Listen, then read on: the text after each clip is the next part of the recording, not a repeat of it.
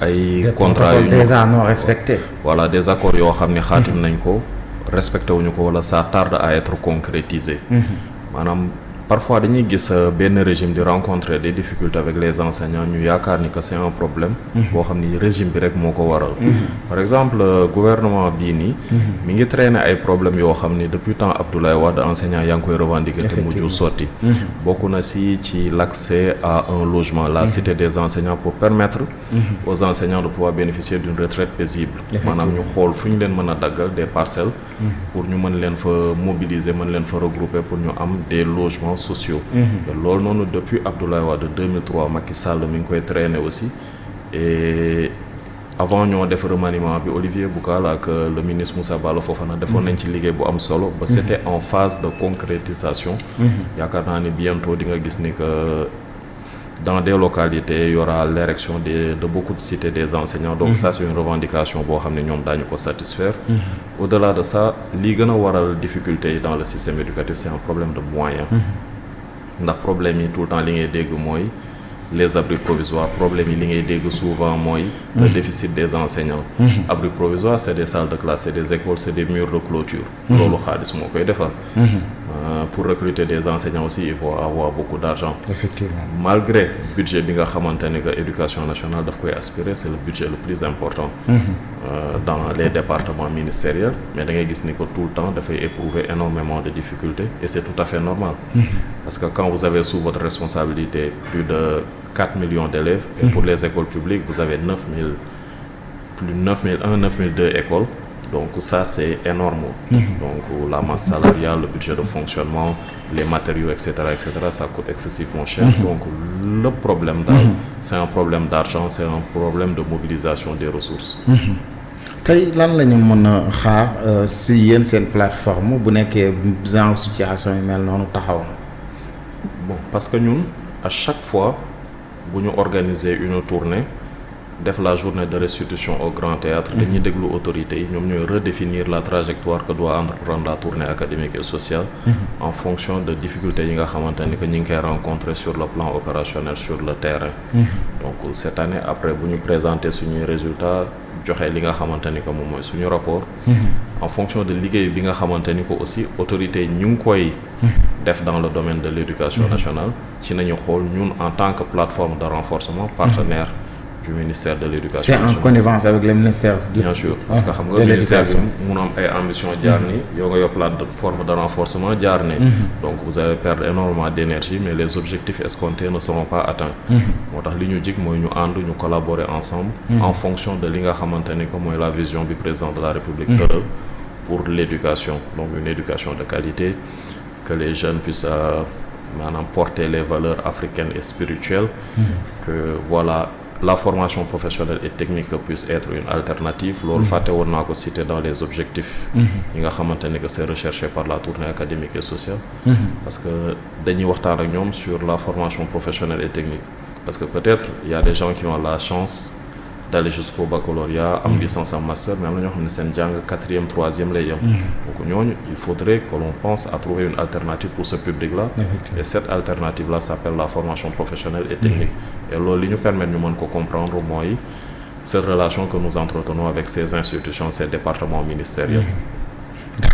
D'accord am na loolu am na solo tey dañuy gis souvent aussi xëccoo bi comme ça ni ma ko doon waxee ci diggante syndicats yi ak enseignants yi seen rapport de force ku nekk di joxe rapport de force tey boo amoon solution ba nga leen di préconiser pour ñu mën a éviter lu mel noonu lu muy doon. il faut ñuy waxtaan te ñuy bàyyi xel li gën a am solo muy la formation des enfants. boo xoolee réew mi ak le continent nous sommes en retard. te retard bi li ko waral rek mooy ce genre de comportement. man dama jàpp ni la grève. lu situation bi compliqué ça doit être le dernier recours. ñii par exemple génn nañ entre 2 ou 3 mois les salles de classe, ces enseignants. abandonner les élèves alors que le gouvernement n'a pas refusé la concertation. da ngay gis le ministre de la fonction publique sortant Olivier Boucal il te dit entre le mois d'octobre dernier et le mois de février recevoir na 7 fois le G7 mooy les syndicats les plus représentatifs. donc kooku noonu il ne fuit pas le dialogue et loolu boo seetloo les régimes précédents daawul am. mais est-ce que aussi dialogue bi du pour retarder rek souvent parce que dialogue bi c'est bon c'est vrai que baax na mais li gën mooy respecter aussi vraiment les engagements. xam nga ñoom ils n'ont pas de mauvaises intentions envers les enseignants te li la koy won rek muy président de la République bi ñu ko installé. li mu njëkk a recruter du journaliste du militaire du docteur mais enseignant la.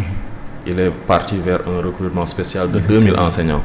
Donc ça montre à suffisance dayo bi mu jox le secteur de l'éducation. Ça c'est un message parfois bëgguma ñuy bàyyi xel tout le temps nee na ma lii nee na ma lii mais ñuy xool li nga xamante ni que moom la leen gouvernement bi di defal. Parce que médecin war nañ ko recruter des agents de la sécurité war nañ ko recruter peut-être la presse war nañ recruter des journalistes mais le président a jugé nécessaire de recruter en premier des enseignants. Loolu c'est un signal fort. Beneen bi ci topp mooy nous avons vu am na loo xam ni dialogue sax jaru nga ci yegg mais xam nga dëkk bi économiquement parlant et la situation politique ça ne permet pas d'avoir des revendications très hautes très considérées donc quand on vous demande de décaler un tout petit peu li nga xamante ni que mooy seeni revendications que dinañ ci réfléchir et au fur et à mesure que nous allons avancer nous allons les régler mais yaakaar naa di war nga mën a dugg ci salle de classe bi continuer sa liggéey mais être catégorique bras de fer avec un gouvernement loolu c'est pas une bonne image à montrer à nos enfants parce que vous montrez à vos enfants vous montrez à vos élèves comment traiter les membres du gouvernement parce que xale temps bi muy passé ak son enseignant moo ëpp parfois temps bi muy passé avec les membres de sa famille donc l'enseignant devient un repère donc enseignant bi génn salle de classe bi di expliquer la situation bi nga xamante ni que moo waral la grève jeter le discrédit sur le gouvernement tu pousses l'enfant qui peut-être n'a pas une capacité d'analyser objectivement une situation peut-être même bëgg a jàmmaarloo ak les membres du gouvernement et ça c'est très dangereux ma li ma bëgg rek ñun ñëpp ñu jàpp ni que nous sommes les membres de li nga xamante ni que moom nañuy wax la communauté éducative et le plus important c'est la formation des enfants c'est très difficile la situation des enseignants ñun dañuy voyager dañuy dem au fin fond du Sénégal dañuy gis école yoo xam ne amul ndox amul mur de clôture ay école yi am benn enseignant moo fay am sax c'est la vérité enseignant boo xam ni day dépanner heure bi dépanner heure bi loolu dafa metti c'est le déficit des enseignants et cetera mais loolu li tax mu wàcc seen kaw c'est parce que loolu cër la boo xam ni yàlla dafa leen ko jox man tey mënuma loolu moo tax je ne suis pas enseignant yow mënuloo loolu mais yàlla bu la joxee responsabilité loolu c'est parce que peut-être au-delà de la transmission du savoir am na leneen lu mu namm ci yow donc il faut cette réflexion assez haute assez je sais pas réflexion bu xaw a kawe boobu noonu moo ñu permettre ñu mën a am un dépassement de soi mais bu fekkee ni lépp loo xam ni manqué nañu rek il faut ñu wàcc sur le terrain revendiquer bon ça devient très compliqué mais Guèye est-ce que en réalité aussi ñun suñu réew aussi fulal nañ njàng bi ak njàngale bi ndax tey xam nañ ne xale yi ñu ngi def examen certificat mais daanaka presque réew mi sax doo dégg ko waxtaane dafa mel ne ren sax examen existé wul ci réew mi waaw loolu li ko waral mooy relâchement bi am à mi-parcours ci année scolaire bi nit ñi dem nañ ba décourager ci année scolaire bi et vraiment résultat yi nga xamante ni que sax peut-être doon nañ ko yaakaar am ci examen yi CFEE sax bon c'est un examen élémentaire bon xale yi bon ñi ci ëpp c'est des 100% mais BFEM ak baccalauréat les gens ont très peur vraiment yaakaaruma ni résultat yi ñuy xaar daañ ko am et il faut le dire depuis l'accession au pouvoir du président Bassirou Diomaye Faye taux de baccalauréat bi dafay régresser donc Macky Sall il avait laissé à 50%. Première année bi en 2024 ils avaient 48 ou 49%. 2025 dafa wàccaat. donc loolu noonu il faut que l'on mobilise les équipes mobilise les enseignants. pour que ñu mun a def un diagnostic lan moo waral ce niveau di wàcc. bu ñu paree ci loolu nag ñu jéem a wut ay solutions pour joyanti situation bi parce qu'on peut pas continuer comme ça. chaque année on est en train de régresser. parce que figurez-vous vous avez